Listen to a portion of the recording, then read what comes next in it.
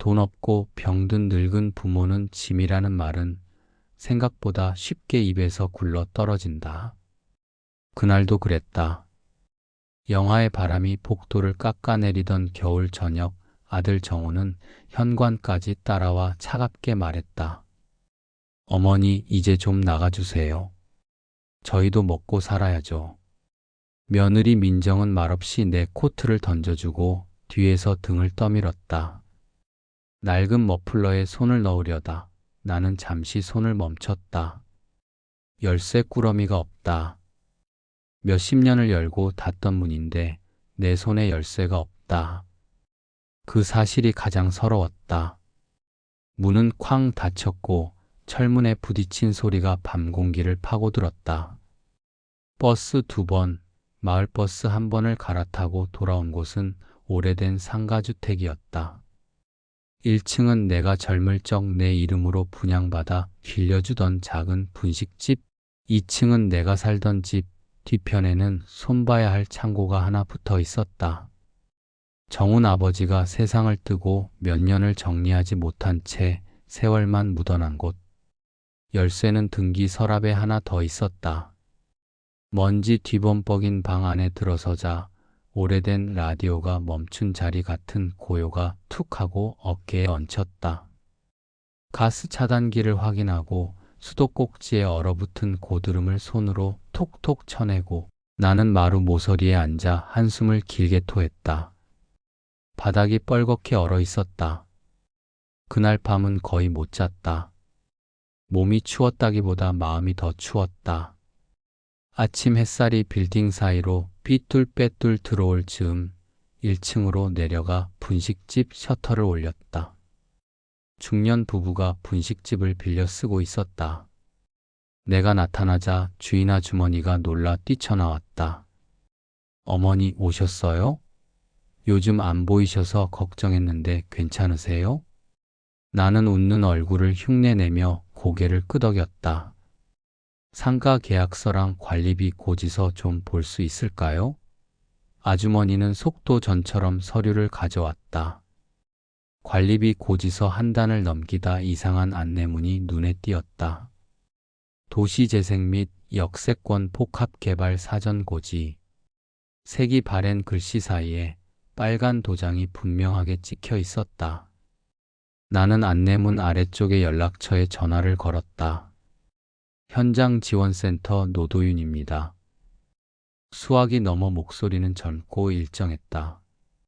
주소를 말하자 그는 잠시 말을 멈추고 어르신, 오늘 오후에 잠깐 들러도 될까요? 설명드릴 게 많습니다라고 했다. 전화를 끊고 2층으로 올라오는데 뒷창고 쪽에서 바스락거리는 소리가 났다. 부엌문을 열고 나가보니 창고 문턱 위에 먼지 날리는 장부 뭉치가 놓여 있었다. 상인의 회계라고 쓰인 노란 딱지. 내가 상인의 총무를 맡아 수입 지출을 적어두던 장부였다. 몇 년 전 분쟁이 있었을 때 자료를 모두 흘려두었는데 그대로 보관되어 있었다. 이유도 모른 채 나는 장부를 가슴에 꼭 품었다. 오후에 도윤이 왔다. 검정 패딩에 캐주얼한 슬랙스 쓰고 있던 마스크를 벗으며 공손히 인사했다. 어르신, 여기 역세권 복합 개발이 확정됐습니다. 보상금과 이주 대책, 상가 세입자 보호가 같이 묶여요. 그는 태블릿으로 지도를 보여주며 빨간 선을 그었다. 우리 상가주택과 창고터가 딱 그 선 한복판에 있었다. 공시지가 상승분, 상가권리금 일부 산정, 뒷마당 창고 부지 포함 어르신 소유 지분이 생각보다 넓습니다. 그가 보여준 표 아래에는 기함할 만한 숫자가 적혀 있었다. 예상 총보상 92억에서 104억 특별 분양 청구권. 나는 눈을 껌벅였다. 숫자는 현실감을 먹어 치운다. 다리 힘이 풀려 가만히 앉았다. 도윤이 물컵을 건넸다. 서두를 건 없습니다. 다만 보상 발표 나면 연락이 많이 올 거예요. 사칭, 위임장 강요, 싸구려 브로커 다 막아야 합니다. 어르신 곁에 변호사도 붙여드릴게요.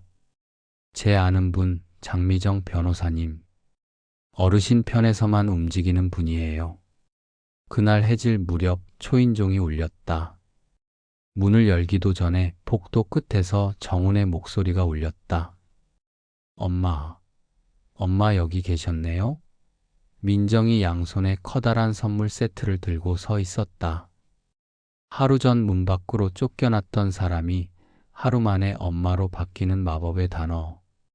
그들이 들고 온 건 한우, 비타민, 효도폰. 나는 덤덤히 자리를 비켜 앉았다. 정훈이 바닥에 무릎을 꿇고 손을 잡았다. 엄마, 어제는 제가 미쳤었어요. 이제 다 잘할게요. 민정이 눈에 물을 머금고 말했다. 어머님, 여기 위임장만 아니 보호 차원에서요. 요즘 사기가 많잖아요. 저희가 관리해드리면 안전해요.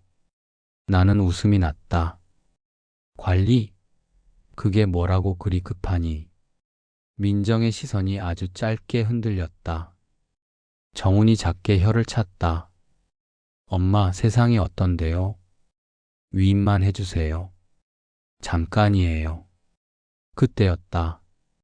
초인종이 다시 울렸다. 도윤과 검은 코트를 입은 여자가 문 앞에 서 있었다. 안녕하세요. 법무법인 해목 장미정 변호사입니다. 그녀는 명함을 내밀고 위집수를 단단히 담은 채 나와 정훈을 번갈아 보았다. 어르신, 위임장인감 요구는 지금부터 다 저를 통하세요. 정훈의 얼굴에 노골적인 불쾌가 지나갔다. 민정은 억지 웃음을 만들며 자리를 떴다. 그날 밤 나는 장부를 펼쳐보았다. 분식집 임대료 입금 내역, 상인회 회의록, 회의 날짜와 사진. 몇 해 전 상인회에서 도시재생공청회를 들으러 갔던 날 적은 메모가 눈에 들어왔다. 공청회 1900도면 발표 상가 임대차 보호 항목 보상 기준 권리금 부분 반영 조건. 내 글씨였다. 그날 누구와 어떤 얘기를 나눴는지 언뜻 떠오르는 얼굴들이 있었다. 이튿날 정우는 혼자 왔다. 이번엔 표정에서 미소가 사라져 있었다. 그는 검은 봉투를 테이블에 툭 던졌다. 엄마, 서로 힘들게 하지 맙시다. 이 정도면 충분하죠? 위임장 주시면 나머지는 제가 알아서 받을게요.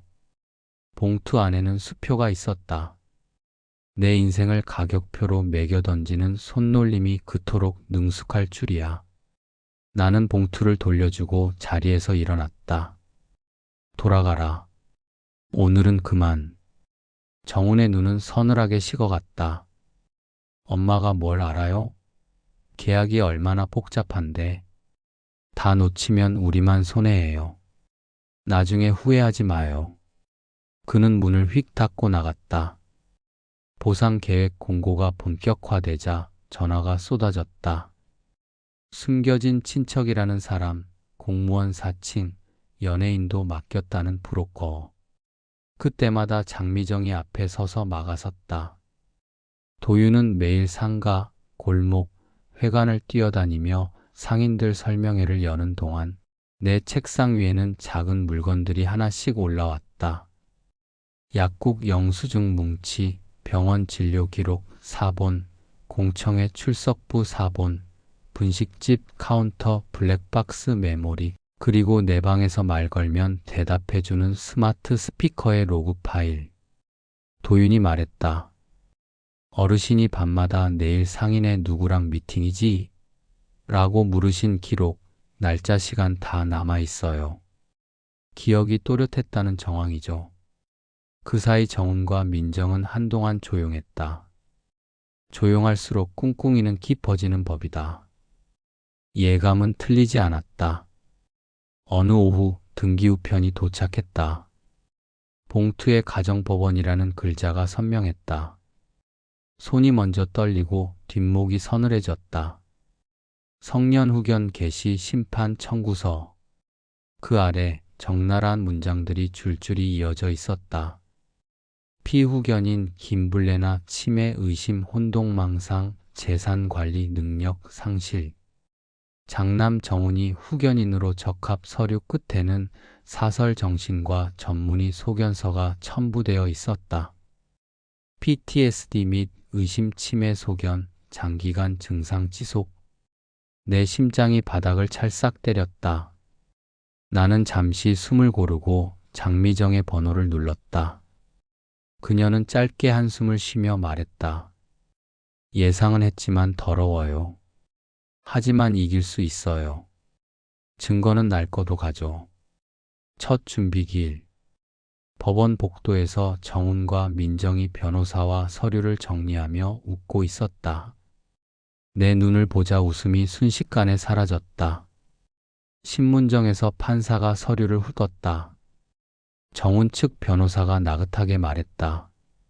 어머니께서 최근 몇 년간 주변인과의 접촉을 회피, 회계장부 분실, 동일 질문 반복, 망상성 진술 정신과 전문의 소견으로 확인했습니다.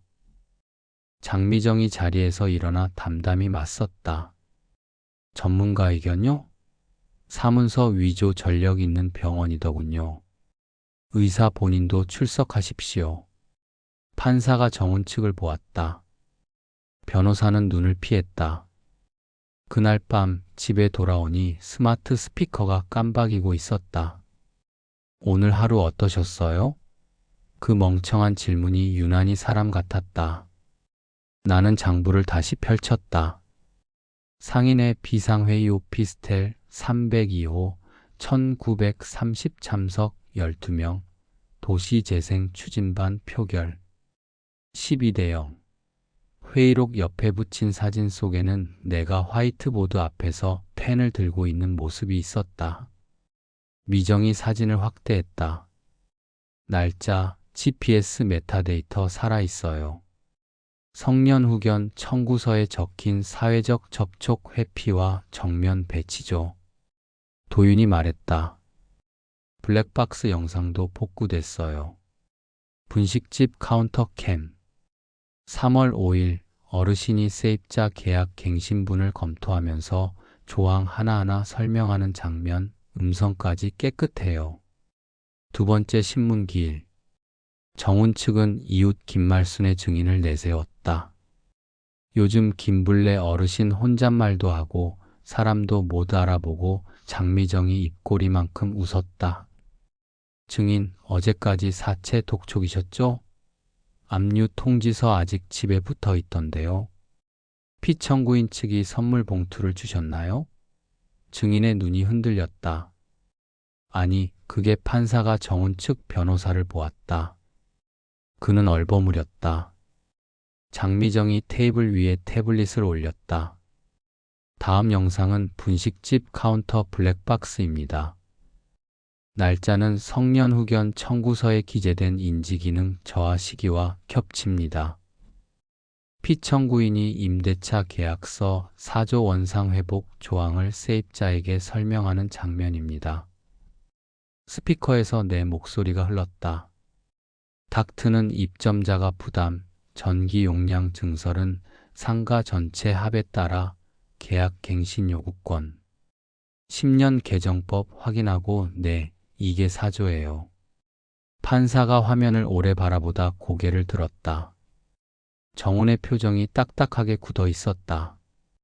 세 번째 신문.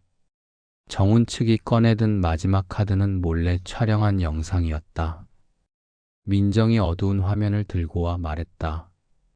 어머님이 밤마다 누가 왔다고 하며 불을 켜고 끄고 문을 열고 닫고 망상 증세입니다. 장미정이 두 손을 모아 고개를 숙이고 곧 단호하게 말했다. 영상의 메타데이터 제출 바랍니다. 판사가 자료 제출을 명했다. 정훈 측은 우물쭈물하다가 내밀었다. 장미정은 즉시 노트북에 연결하고 스크린에 띄웠다. 재생시간 17초. 프레임 드랍, 컷 편집. 원본은 9분짜리. 중간중간 종량제 봉투 바꾸는 장면, 온수 순환기 확인, 가스 차단 밸브 점검이 잘려 나갔습니다. 어르신은 망상으로 불을 켠 게 아니라 밤마다 수도관 동파 확인하던 겁니다. 게다가 촬영 시각은 법원 제출 시각의 일주일 후. 이미 청구서를 접수한 뒤 입증을 위해 별도 촬영한 거죠. 판사가 안경을 벗었다. 정훈의 옆에서 민정이 조용히 내 손을 보았다. 내 주름진 손등에 잔잔한 핏줄이 튀어나와 있었다. 그 손으로 겨울밤마다 밸브를 돌리고 전기차 단기를 올리고 내렸던 것이다. 또 있습니다. 장미정이 말했다. 스마트 스피커 로그. 음성인식 업체로부터 정식 제출받은 데이터입니다. 내일 10시에 상인의 미팅 공청회 장소 어디지? 같은 음성이 날짜 시간과 함께 기록되어 있습니다. 동일 기간에 동일 질문 반복은 없었습니다. 판사는 고개를 끄덕였다. 장미정은 마지막으로 상인의 회의록과 사진, 상가 건물 전기 점검, 영수증, 약국에서 받은 진료 복약지도 기록을 줄줄이 올렸다. 이분은 혼란 속에서도 생활을 관리해 온 분입니다. 돈을 노린 자식의 시나리오가 아니라 기록과 시간이 말합니다. 그날 법정 복도를 걸어 나오는데 정훈이 내 앞을 막아섰다. 엄마, 왜 이렇게까지 해요? 그의 눈은 붉게 충혈되어 있었다. 그날 엄마가 문을 닫았잖아. 내게 사람 취급을 안 하더라고. 나는 조용히 말했다. 내가 먼저 나를 내쫓았다. 말이 끝나자 그도 말문이 막혔다. 멀리서 민정이 가요라고 짧게 말했고 정훈은 돌아섰다. 결정기일 판사는 길게 판결문을 읽었다. 정훈의 청구는 기각한다. 피후견인의 인지능력을 상실했다는 충분한 소명 없다. 제출된 의사소견서는 신뢰할 수 없는 경위로 작성되었고 편집 영상은 오히려 피후견인의 규칙적 생활을 드러낸다. 음성 로그, 상가회계, 블랙박스 등 일상 기록은 피후견인의 관리 능력을 입증한다. 청구인은 피후견인의 재산에 과도한 이해관계를 가지며 심리전 과정에서 진술을 번복하고 증인을 매수하려 하였다. 판사가 망치를 내리쳤다. 내 옆에서 장미정이 아주 작게 숨을 내쉬었다. 도윤은 두 손을 모아 조용히 웃었다. 정훈과 민정은 고개를 떨궜다. 법정 뒤편 창문 너머로 겨울이 끝나가는 희미한 햇살 한 줄기가 들어왔다. 민사가정 쪽이 끝나자 형사 쪽은 더 빨랐다. 검찰은 정훈과 민정을 위증교사 허위진단서 작성 교사 혐의로 기소했다. 도윤이 발품을 팔아 찾아낸 사설병원 원장은 결국 돈 거래를 자백했고 이웃 김말수는 돈이 급했다고 고개를 떨궜다. 법정에서 민정은 울음 섞인 목소리로 말했다. 우리는 그냥 두렵고 욕심이 났어요. 판사는 담담히 형량을 선고했다. 내게 사과하러 오겠다는 편지가 교도소에서 한 번 왔지만 나는 답장을 쓰지 않았다. 쓰고 지워진 말이 너무 많아 차라리 적지 않는 편이 덜 아팠다. 보상 협의가 끝나고 나는 거액의 숫자 앞에 오래 앉았다. 살아오며 숫자는 늘 부족함의 이름이었다. 남편이 떠난 뒤 계산대 위에 놓인 숫자는 늘 빠듯하고 통장 잔액은 늘 얇았다. 그런데 이제 내 앞에서 숫자는 폭포처럼 쏟아졌다. 나는 장미정, 도윤과 함께 테이블에 앉았다. 어르신 마음대로 하시면 됩니다. 미정이 말했다. 나는 펜을 들었다. 상인의 공동기금, 세입자 보상 못 받은 사장님들 지원. 동네 어르신들 낮잠 잘 수 있는 쉼터. 장학금 그 정도면 되겠지? 도윤이 눈이 젖었다. 어르신 너무 많이 내놓으시는 거 아니에요? 돈이 머물 자리는 결국 사람이야. 준공을 앞둔 어느 봄날 블레의 쉼터라 새겨진 나무 간판이 바람에 흔들렸다. 밝은 2층짜리 건물, 1층은 작은 식당과 건강상담실, 2층은 도서실과 낮잠방. 텃밭에는 상추와 쑥갓이 줄지어 올라왔다. 개원날 동네 어르신들이 모여 앉아 콩나물국을 먹었다. 원장님, 고맙소. 여기 와서 낮잠 자면 꿈이 달아. 누군가 농담을 던지자 웃음이 건물 벽을 타고 올랐다. 행정서류를 정리하던 오후 상담실 문이 조심스레 열렸다. 정훈이었다. 감옥은 아니었다. 그는 변호사의 조력으로 집행유예를 받았고 사회봉사를 다녀오는 길이라고 했다. 우리는 마주 앉았다. 그는 오랜 망설임 끝에 말문을 열었다. 엄마, 미안해요. 그의 얼굴에는 전처럼 얄팍한 조급함이 없었다. 너무 늦게 배운 얼굴이었다. 나는 얇게 웃었다. 내가 무릎 꿇고 울던 날 널 감옥에서 꺼내주고도 나는 너를 용서하지 못했어. 그 용서는 내 욕심이더라. 지금은 그냥 내가 밥 먹고 제자리 찾고 남을 괴롭히지 않고 살았으면 해. 그게 다야. 정훈이 고개를 끄덕였다. 엄마, 여기서 봉사해도 돼요?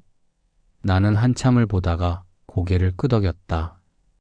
가벼운 것부터. 그날 이후 정우는 매주 토요일마다 쉼터에 와서 창틀을 닫고 쓰레기를 버리고 어르신들의 휴대폰을 세팅해 주었다. 민정은 나타나지 않았다. 나는 그를 눈여겨보지도 일부러 챙기지도 않았다. 그저 일의 목록을 건네고 끝나면 고개를 끄덕여 주었다. 어느 날 정훈이 잠깐 멈춰 서서 물었다. 엄마, 콩나물국 맛있어요. 나는 웃으며 대답했다. 소금은 마지막에. 여름이 오고 쉼터 창문 위로 플라타너스 잎이 늘어졌다. 텃밭에 심은 토마토가 빨갛게 익어갈 때 나는 옥상에 올라 서쪽 하늘을 바라보았다. 낡은 골목은 어느새 사라지고 빛나는 유리 건물들이 자리를 차지했다. 오래 붙어 있던 분식집 간판은 도서실 벽면 사진으로 옮겨 붙였다. 그 앞에서 어르신들이 옛 추억을 이야기했다. 그때 김블레가 떡볶이 비법을 알려줄 듯 말 듯 비법은 언제나 한 번 더였지. 저녁 도윤이 케이크 상자를 들고 왔다. 개원 1주년 축하드려요. 촛불 위로 연기가 가늘게 피어올랐다. 나는 초를 불며 조용히 소원을 빌었다. 특별한 바람은 없었다. 그저 내일도 문을 열고 사람들이 들어오고 밥이 끓고 누군가가 낮잠을 자다 뒤척이는 소리가 들리기를. 문득 도윤에게 물었다. 도윤 씨는 왜 이렇게 정성을 다해? 그는 웃었다. 할머니가 그러셨어요. 사람이 남는 게 최고다고. 밤 쉼터 불을 하나둘 끄고 나와 골목 끝에서 돌아봤다. 새 건물 사이로 쪼개진 달빛이 마당에 떨어졌다. 나는 손등의 주름을 천천히 쓸었다. 그 주름 사이사이에 지난 겨울이, 쫓겨난 문소리가, 장부의 잉크가, 블랙박스의 저음이, 스마트 스피커의 멍청한 인사말이, 펍정에서 울린 망치 소리가, 그리고 지금 끓고 있을 누군가의 콩나물국이 겹쳐 앉았다. 눈을 감았다 뜨니 더 이상 춥지 않았다. 어느 날 한 통의 편지가 도착했다. 민정이라는 이름이 수줍게 적혀 있었다. 길게 변명하지 않았고 딱 한 줄만 적혀 있었다. 사람이 남는 게 최고라는 말 이제야 알 것 같아요. 나는 답장을 쓰지 않았다. 대신 봉투에서 꺼낸 종이를 접어 도서실 책 사이에 끼워두었다. 언젠가 누군가 우연히 꺼내 읽을지도 모를 자리.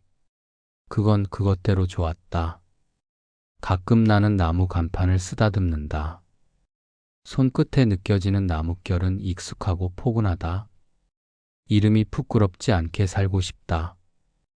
내 몫은 온기였다는 것을 나는 이제 안다. 돈은 지나가고 사람은 남는다. 기록은 배신하지 않는다. 그리고 겨울은 끝나고 봄은 온다. 내게 남은 길은 길지 않을 것이다. 하지만 남은 길의 모퉁이마다 나는 작은 의자를 놓을 생각이다. 누군가가 앉아 숨을 고를 수 있도록. 그게 내가 받은 것의 크기만큼 돌려주는 방법일 테니까. 문을 닫고 안으로 들어서는데 부엌에서 센서 등이 빠르게 켜졌다 꺼졌다. 요란한 기계음이 없는 조용한 집. 나는 가스 밸브를 확인하고 수돗물을 조금 틀었다 잠갔다. 스마트 스피커가 여전히 멍청하게 말했다. 오늘 하루 어떠셨어요? 나는 대답했다. 바빴지, 괜찮았어. 내일도 문 열 거야. 잠시 침묵이 있다가 기계가 사근사근한 목소리로 말했다. 내일 일정을 알려드릴까요? 나는 웃었다. 아니, 괜찮아. 그냥 내일도 사람 올 거니까. 그리고 불을 껐다. 창밖에 부드러운 바람이 지나갔다. 누군가의 숨 같았다. 내일 또 내일. 내가 지키고 싶었던 것들이 다행히 아직 여기에 있었다.